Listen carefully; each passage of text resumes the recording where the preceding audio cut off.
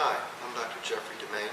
I'm the director of the Allergy, Asthma, and Immunology Center of Alaska, and I'm also the regional governor for Region 6 for the American Academy of Allergy, Asthma, and Immunology. Today we're going to talk about asthma in sports. If you have asthma or your child has asthma, you may wonder, is there a sport that may be more suitable for you or your child? Well, the short answer is probably so. There are some sports that seem to work very well with asthmatics, such as volleyball, swimming, golf, martial arts. Those are sports that are not as aerobic in the sense that it's sustained activity.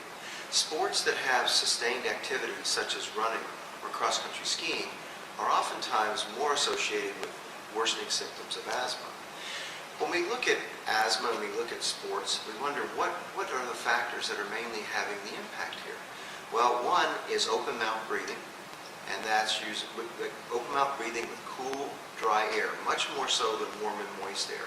That cool, dry air dries out the lungs and actually causes inflammation and airway hyperreactivity, meaning the lungs can constrict, the bronchi can constrict, and promote asthma symptoms. Now, if we are in an environment where it's a warmer climate or a moister climate, that may not happen as often, but still happens, because relative to the temperature of the body, most climates are going to be cooler. But what about other activities? What if we wanted to, we have our child that wants to Nordic ski, or our child wants to run track, or our child wants to play football? Is there a problem with that? Absolutely not. I think it's important to know that a significant number of our Olympic athletes also have asthma, and they do quite well.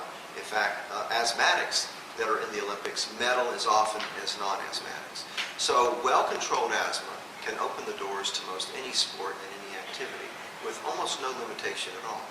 But the important point there is to maintain good control. Some other things to consider. If it's an outdoor activity and you or your child are allergic to pollen, say, having that outdoor heavy exertion, prolonged activity in the midst of a pollen cycle may even further intensify the severity of that reaction. That can also be true with pollution.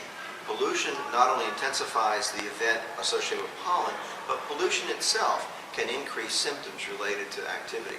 That's been very well documented in the medical literature. So what are the important points? I think number one, if you want to select a sport, maybe select one that has less prolonged activity. Number two, if you are allergic to pollens or other allergens, make sure you understand what the pollen cycles are. And you can find that at the American Academy of Allergy, Asthma, and Immunology website, aaai.org.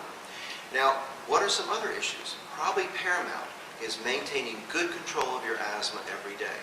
A patient with well-controlled asthma are going to be less likely to have significant symptoms regardless of the circumstance. So follow your doctor's orders, use your maintenance therapy as has been instructed. Additionally, using your rescue inhaler, such as albuterol, before exercise and making sure it's available during and after exercise, just in case, will also give you some assurance that it will or at least reduce your risk of having an event. So with that, stay healthy, stay fit, stay trim, and enjoy life.